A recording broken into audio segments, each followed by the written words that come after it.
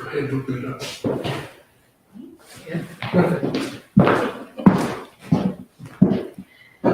Good morning, friends. Friends here in real time and friends watching from afar. Thank you for being with us this morning, and thank you for your patience when we get started. Today is February, what's today's date? 28th.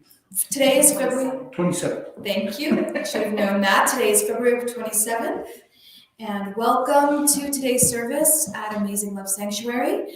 I'm going to introduce Rev Sam to come up here and begin in a minute. But first, I would like us all to just take a deep breath together. Let's take a deep breath together and allow just the frenetic of our everyday lives to sink into the background as we try to create in real time and through the internet sacred space together.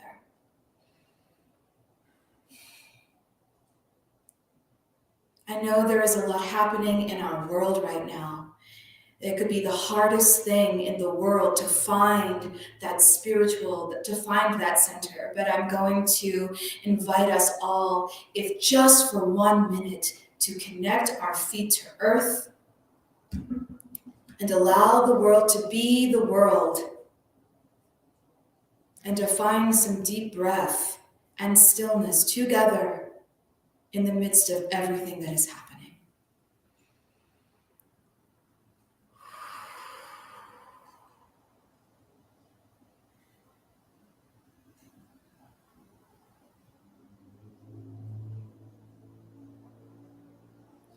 Thank you for taking that time with me.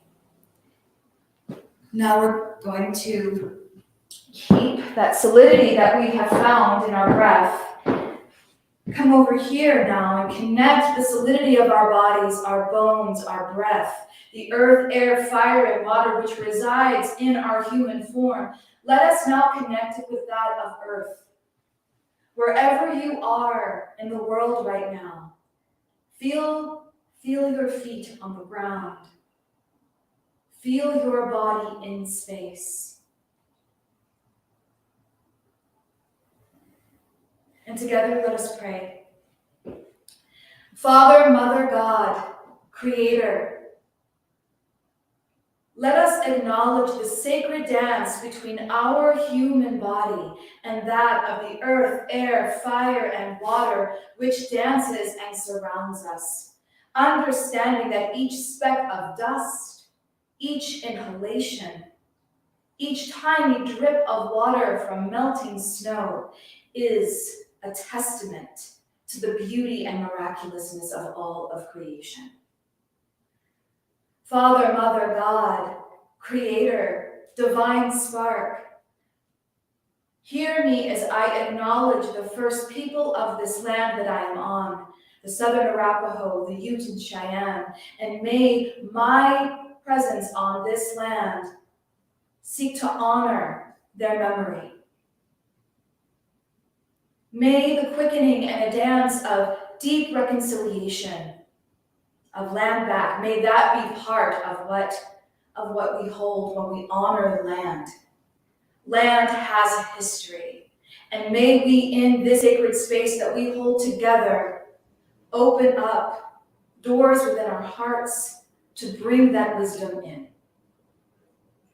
And in that vein, I honor these candles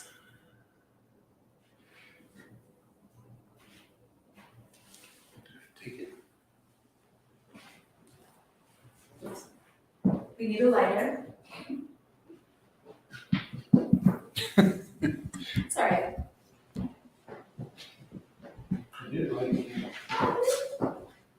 It's all right. We're going to roll the spirit right now. We're just going to roll, and we are going to use a candle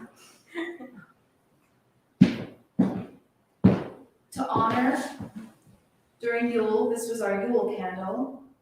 Now, again, bringing forth that light that we energetically and collectively cultivated during Yule, bringing that forward as we welcome the quickening spring. Love and gratitude to the ancestors of blood and of spirit that we hold. May they come with us on this journey, on this Sunday together. And may we recognize that the work that we do to feed our spirits feeds those that came before and will feed those that come after. We are but a ripple in the ocean, and that is a beautiful thing.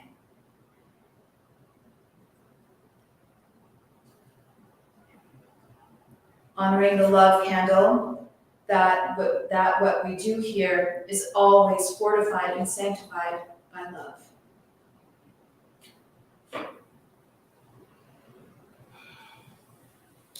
Amen.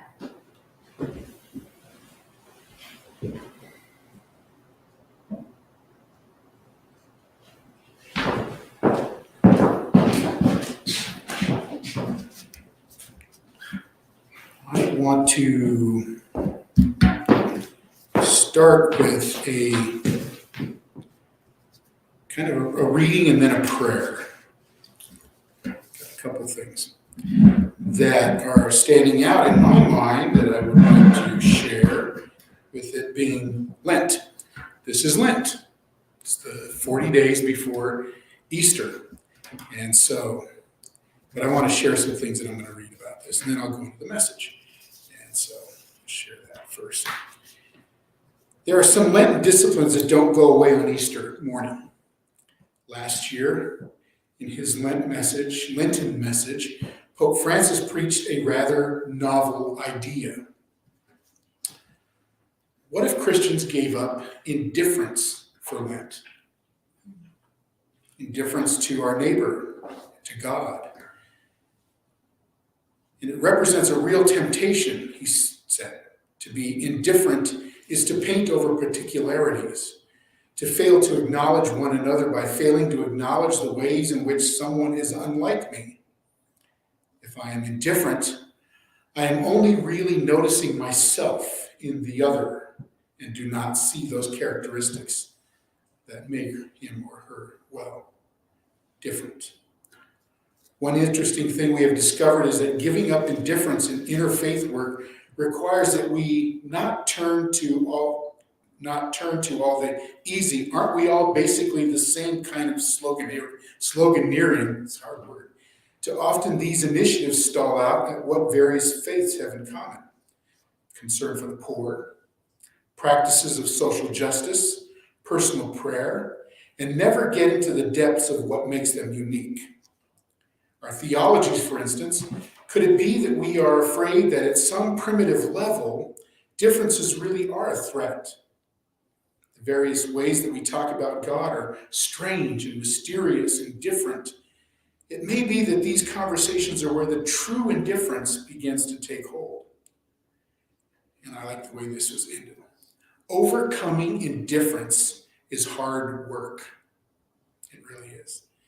It involves caring not only for the things we share, but equally for the things that we don't. It involves building the sorts of boundary-crossing friendships that in the end are as one of our parishioners reminded us, are the only real pathway to overcoming fear. The church has done some exciting work for Lent, practicing self-denial by intentional talking about someone besides ourselves. Hopefully, giving up indifference is a practice we will not be finished with, starting Easter morning. And then I want to close that reading with a prayer, one by Thich Nhat Hanh, who just recently passed away. Especially as we look at all the conflict in the world and the war that's going on. But he wrote a prayer that I think is, or at least I call it a prayer, it might be just a writing. We often think of peace as the absence of war. That if powerful countries would reduce their weapons arsenals, we could have peace. But if we look deeply into the weapons, we see our own minds, our own prejudices, fears, and ignorance. Even if we transport all the bombs to the moon, the roots of war and the roots of bombs are still there in our hearts and minds. And sooner or later, we will make new bombs. To work for peace is to uproot war. And or later we will make the roots of war and the roots of the bombs are still there in our hearts and minds, and sooner or later we'll make new bombs. To work for peace is to uproot war from ourselves and from the hearts of men and women. To prepare for war, to give millions of men and women the opportunity to practice killing day and night in their hearts, is to plant millions of seeds of violence, anger, frustration, and fear that will be passed on for generations to come.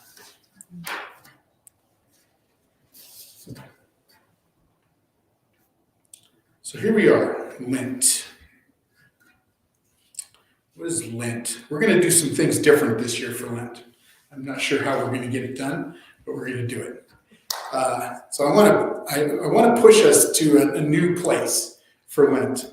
I didn't grow up in a liturgical church, so I never practiced Lent. So Lent is still kind of relatively new for me, and I'm not big on giving up things. I used to, when I was growing up, I remember my Catholic friends always giving up something for Lent. And I always thought it was weird because we didn't even use the word Lent. I didn't start using Lent until many, many years later. And so I never gave up anything. But I knew over the years people did. So so I used to practice something completely different. And that was what is giving up something of our own. So we used to put a box, and every Sunday somebody had to bring canned goods, and we'd fill up the box. We'd give up putting it in our shelves to put it and give it away.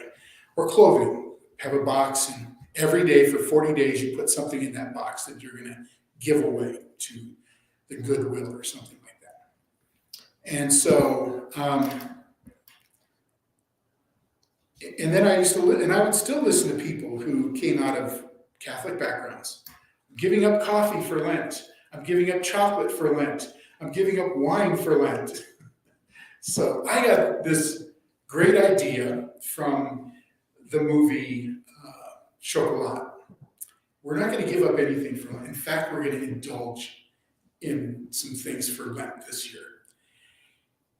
But we're going to learn to share together this experience that if you ever get a chance to, we're going to watch the movie together here, and we're going to have wine and chocolate together, and maybe some charcuterie or something. Everybody. Now, when I brought this up, other people were like, we have charcuterie, and we can have, like, okay.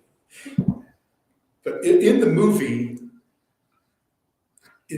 somehow all of these people and these personalities all come together for this final climax at the end of the movie with Vienne and the character that Johnny Depp plays, and the count and the priest and the church and the pagans all come together for this great celebration at the end.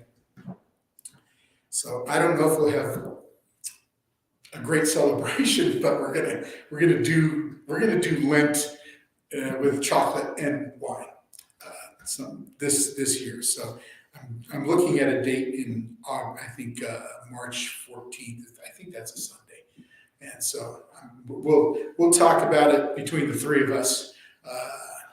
Myself and Jenna and Joella will come up with a date, and then we'll announce that to everybody. And then I didn't realize Ash Wednesday is like Wednesday.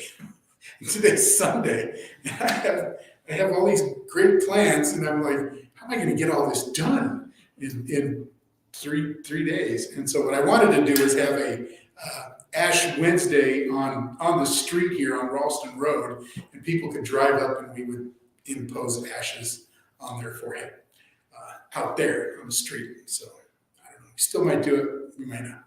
But I'm working on it.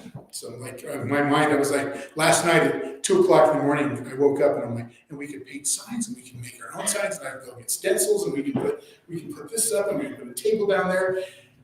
And I still have to burn the palms from a couple of years ago. I have the palms from a couple of years ago to burn for the ashes. And so I don't know if we'll get to it. But it is Lent, 40 days. And so I want to take us on a different journey. One of my friends is a preacher, and he posted this today because he's not preaching. He said, if I was preaching, in Christian tradition, this is Transfiguration Sunday. And he wrote, I would invite us all to look deeply at how we react to a faraway war that does not involve us, how we feel the injustice and pain of those suffering, how it angers us, how it makes us weep. And then ask ourselves how we feel about war when our nation is involved, the righteousness we feel, the anger towards our enemies. Why are these different?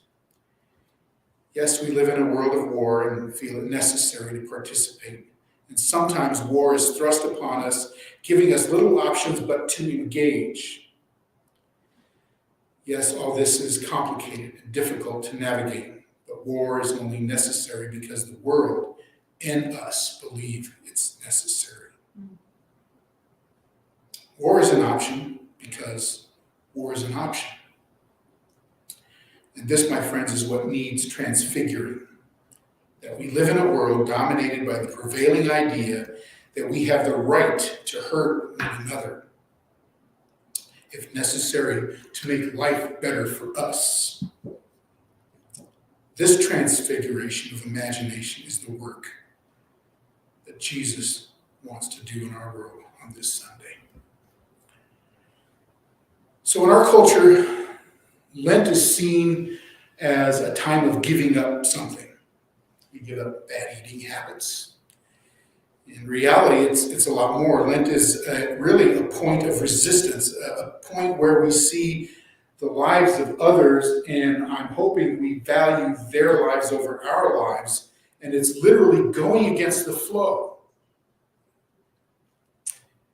It's a way to develop a purpose for preparing spiritual followers through prayer, meditation, paying back the community, making wrongs right, giving, reconciling, sometimes some self-denial.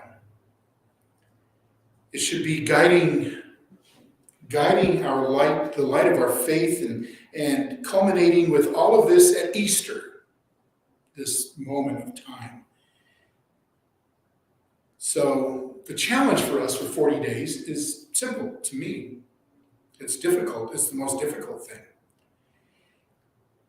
Is to endeavor and to find some place in the next 40 days to live in love.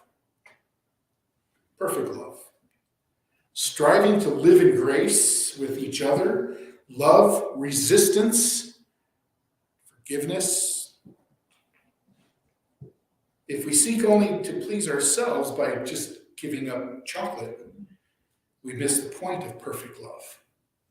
We miss everything. Just because I gave up chocolate, we might miss the point of what Lent is really all about.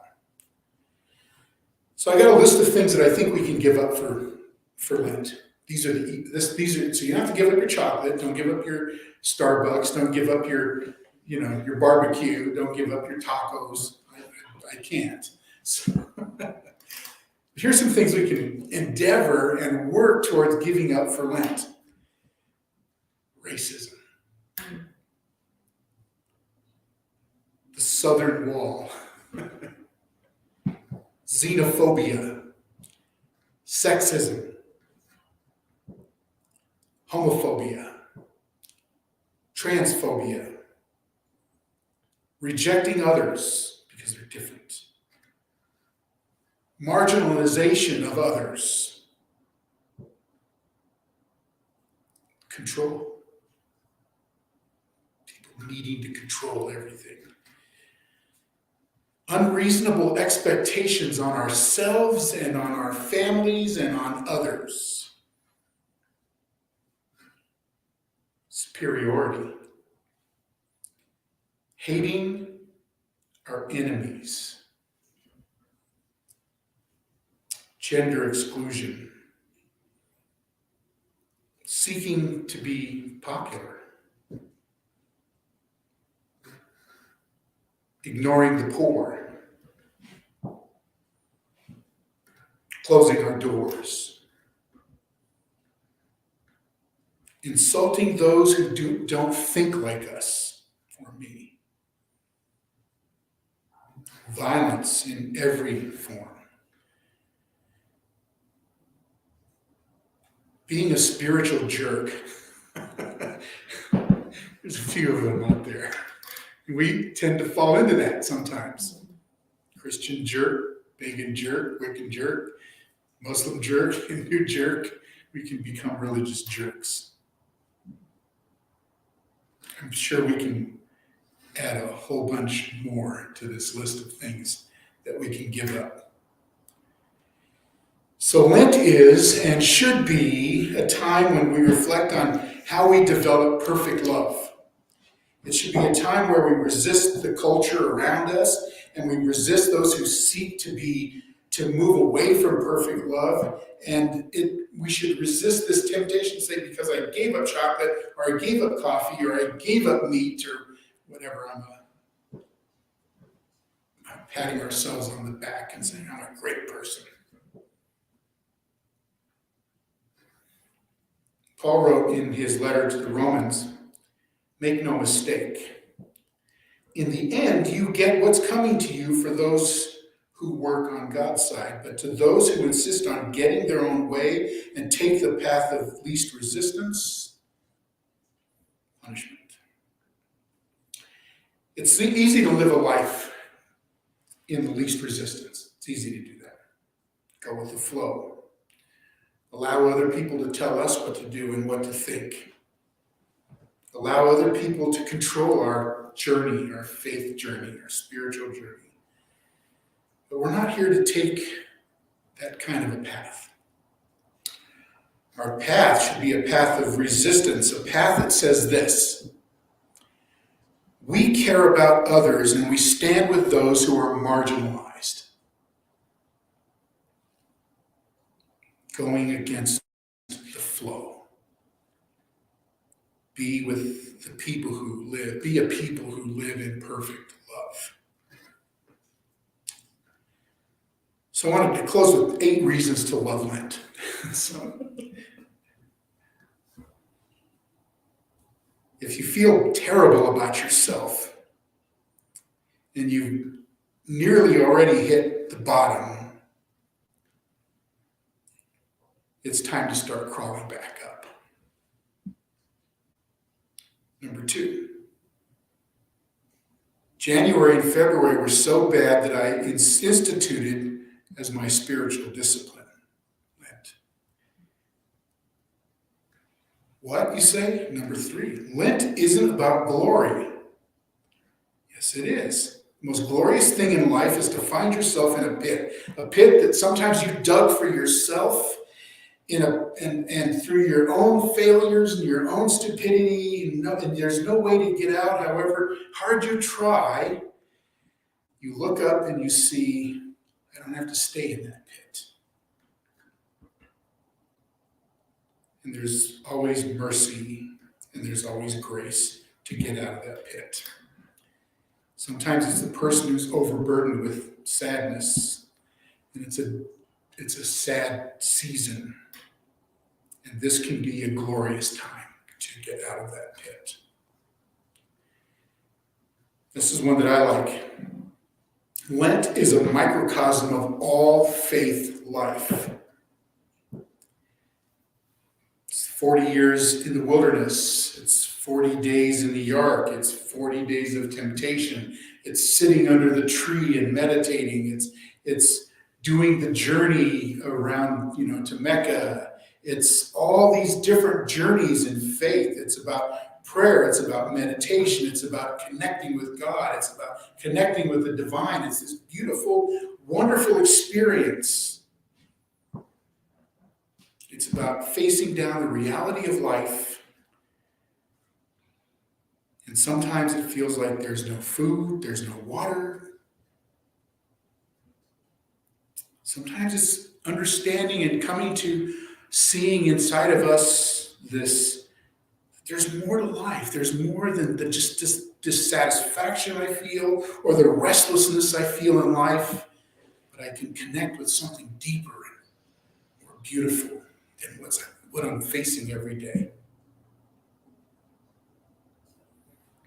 Number 5, there's this wanting for us as Western people to jump right past the suffering to the end.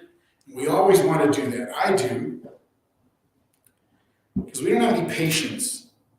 We don't have the patience to wait things out.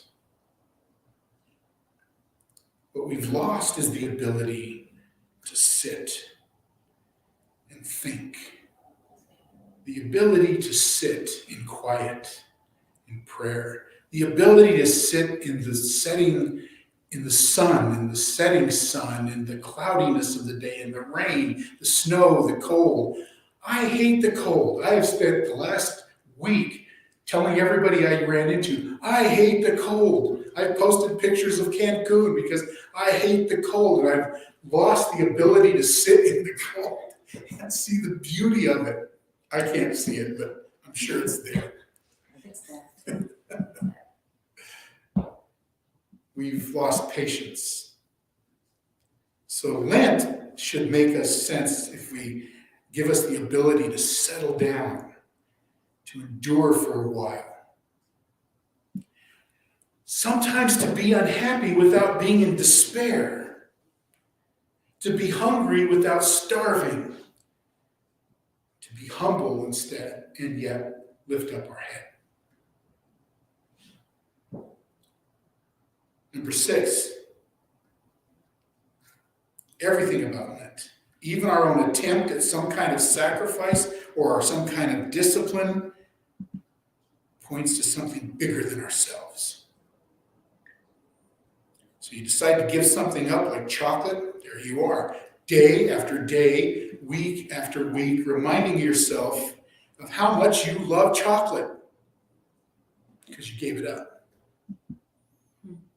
You find yourself reminding yourself how much you love coffee because now you're giving up coffee, which I will never do for 40 days. You think about it all the time. And then you fail, and you eat chocolate, and you fail, and you drink coffee, and you fail, and you eat meat, or whatever it is that you decide to do. There you are, miserable. Now you're a failure. At that time, I want to challenge us to rejoice. It's okay. Of course you are. Did we really think that avoiding chocolate was going to make us a better person? I don't think so. No matter what you do in life, what kind of temptations we try to avoid, what kind of goodness we try to embody, some days we just can't do it.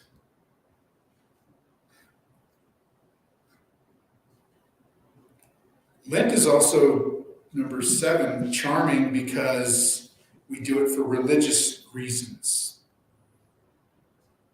We do it to take a break from the world that is in chaos.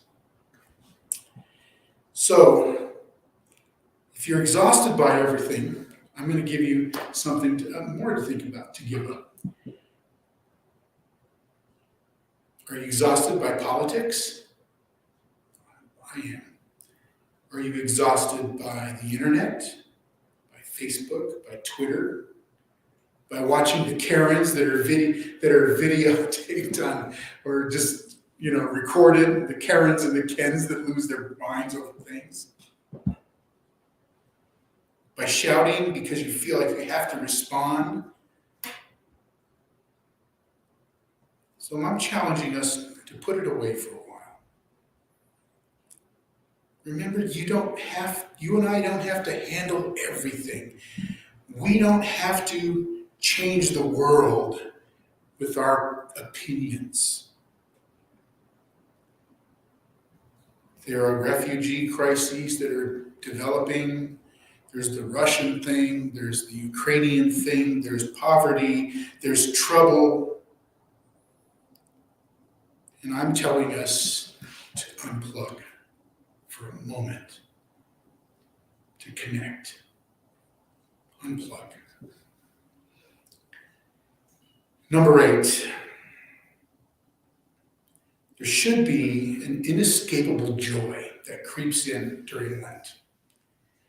In the darkness, we just are coming out of the darkness. It was like all of a sudden it happened, and the sun's out. And this morning I was driving, and the sun was beating me just right in my eyes where I was driving. I felt like I hadn't seen the sun in months. In all the details of life, we begin to realize that there is an endpoint to all of this. There's this unchanging reality in the cosmos that the universe is bigger than just me and I'm not a real chocolate eater, so giving up chocolate is an easy one for me. So I was thinking of, are the Christians the only ones that celebrate Lent? And they're not. There's a Buddhist Lent. I don't know if you knew that. There's a Buddhist Lent. And it's kind of an odd one. And they call it the Buddhist Lent. I think it's called Vasa or something. Monks and novices stay in the monastery of a temple for the entire 3-month period of the Buddhist Lent. And they venture out only during the day, if at all, and return to the same temple to meditate and to sleep. During the retreat, the monks devote more time to meditation and deepening their understanding of Dharma, the truth taught by the Buddha. And sometimes locals, non-monks, practice a more ascetic lifestyle during this time period as well. Some people give up meat, some people give up smoking, some people give up alcohol for a portion of the 3 months. And they spend more time giving alms to the poor on the street and visiting various temples in their city or community to meditate. I thought that was a powerful, powerful statement of reminding us that it's not just about us. It's not sometimes just about us giving up. So this year, here at Amazing Love Sanctuary, I want us to remember to give something up. But eat the chocolate. Give something up. Drink the wine. Give something up. Enjoy life. Because at the end of all this is celebration. And we're going to do that this year. That's my goal. I know that's mine and Jen and Joella's goals, that we would celebrate this beautiful time of the year and come out of the darkness. So I want us to open our hands, and I want to share some thoughts, a prayer that Jonathan Martin wrote. O God, who does not come to use the wars of men, but to end them. O God, who does not come to collaborate with death as friends or accomplice, but as an enemy to overthrow. Deliver us from the delusion that we need war in order to find peace. O God, we have seen the face of the Antichrist already, and his name is utility. Our demons sound like reasons that terror must come. So many good reasons to not welcome shalom now. Work for shalom now. Open our eyes to see that war is not useful. Suffering is not useful. We are used to having our pain commandeered for someone else's plan. We are used to commandeering the pain of others for ourselves. Heal our eyes, that we may not see our neighbors as pawns. Heal our eyes, that we may not see ourselves as pawns, but as peacemakers, as participants.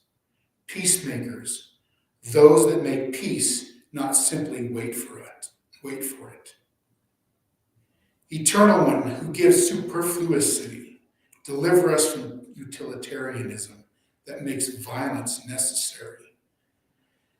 As our neighbors suffer, let us not try to see how they fit into the plan, just to see them, to ask for help, to become help. When people are useful, we think only of ourselves. When they say that prices will surge, may our prayers surge even more. May our love for one another surge even more. O God of all tears, man of all sorrows, acquitted with grief, get us out of our religious headspace, so that we may meet you in the heartbreak where you are always found. Amen. Jenna, if you'll come and lead us in the communion. We're going to do it a little different today. I'll let you explain that.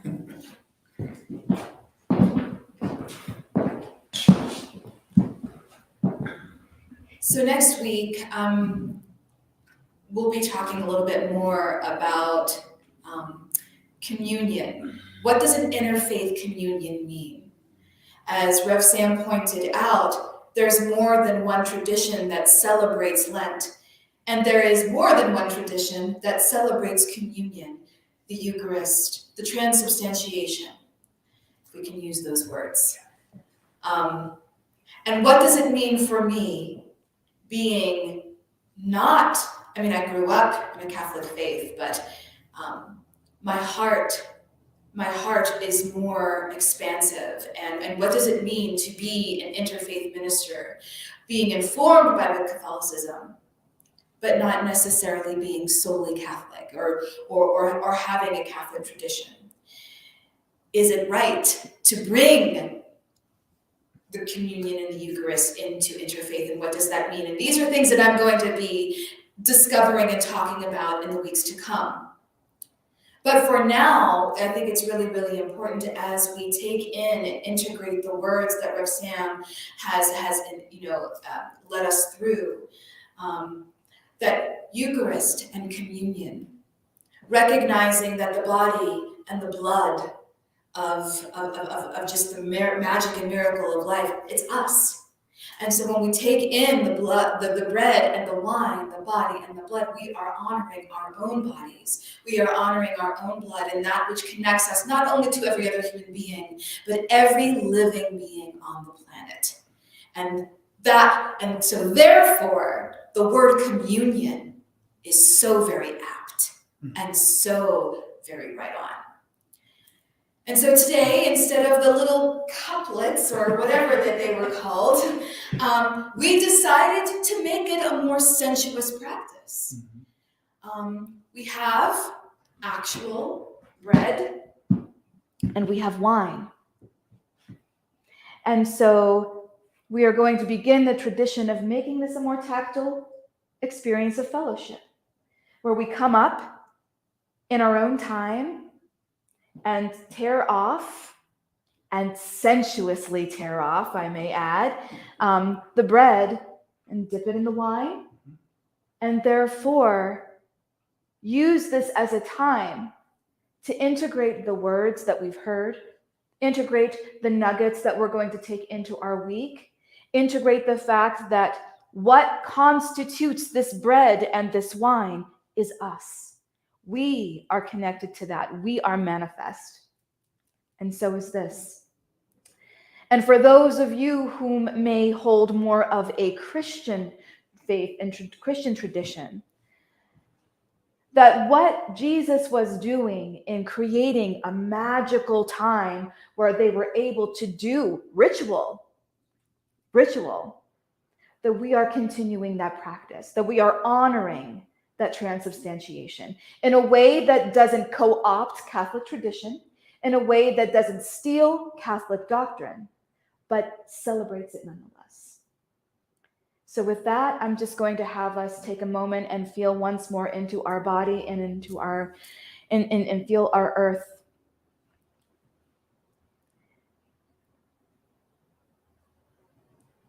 I'm going to say a little prayer, so say it with me. Come along for this ride with me. Father, Mother, God, Creator, all the divine intelligence of this manifest world, to the earth, air, fire, and water, love and gratitude for this bread, love and gratitude for this wine, love and gratitude to all of the hands that cultivated the seed, that planted the seed, that watched it grow, that harvested it, that pounded it into what we know now, so that it could be this really beautiful celebration of life. And Father, Mother, God, may we recognize that in being around this table together, that we are paying it forward, that we are recognizing the many, many traditions in the world where magic happens at the table. And in that spirit, we partake in this together. And I will begin. And for those of you who are watching this from home, maybe right now or at a different time, pause, take a breath, find something in your world, sacralize it, and join us in this rite.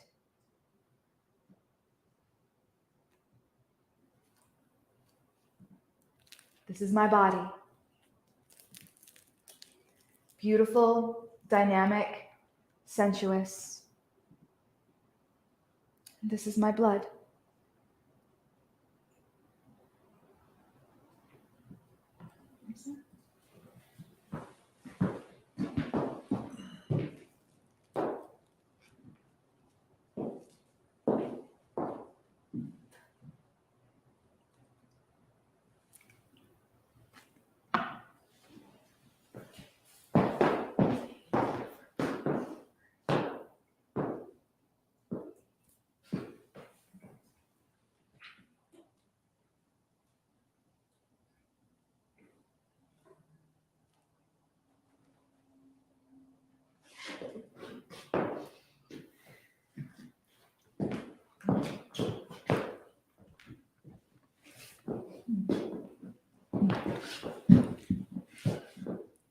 And for those of you who are interested, I will be offering up the rest of this wine and this bread in the offering that I do after we close the service, where the land acknowledgement will go outside. And so it's one way that we can pay it forward.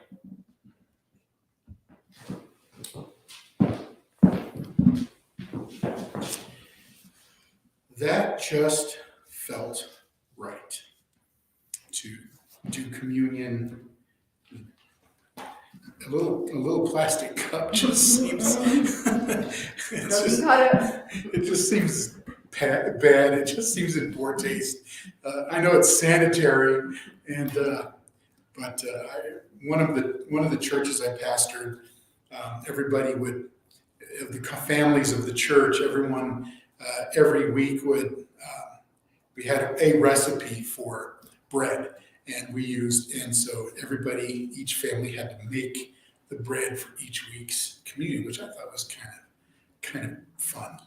And but it just seems like it should be done with bread and wine, not a wafer and grape juice. Right. It just seems in poor taste.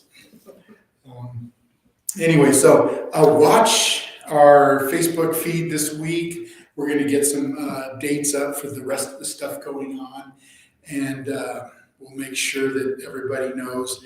I'm not sure what we're going to do about Ash Wednesday. I'm working on it. It's going to come up at the last minute, and I just thought we'd get down on Ralston Road, and I've got the palms from a couple years ago sitting in the storage closet, ready to burn and make ashes.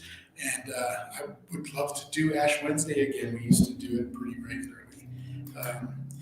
Anyway, so I would say to continue to pray for Ukraine, pray for so many people. I have many Ukrainian and Russian friends that all mean a lot to me, and so they're going through a lot. So share this video. Make sure you get it out. It's on Facebook. It's on YouTube.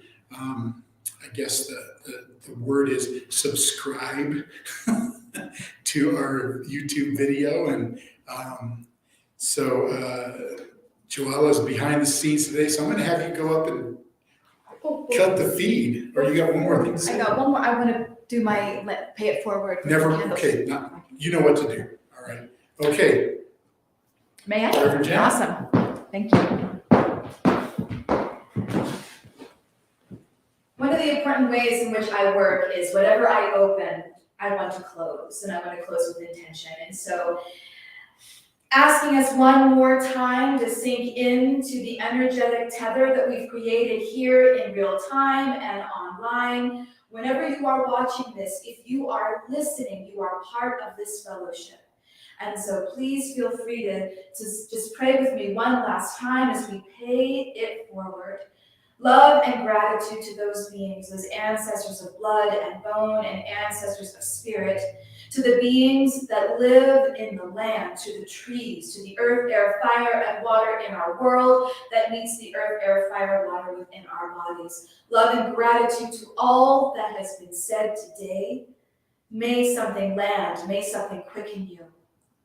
And if I may, I want to take this time in this distribution to honor the grandmothers of the Ukraine who offered the Russian soldiers sunflower seeds, and in doing so, stood up for their homeland. They were channeling some Baba Yaga. They were channeling some crone energy, and I just want to give a moment to honor all of those people who are finding their own unique ways to protect and to fight for that which they love.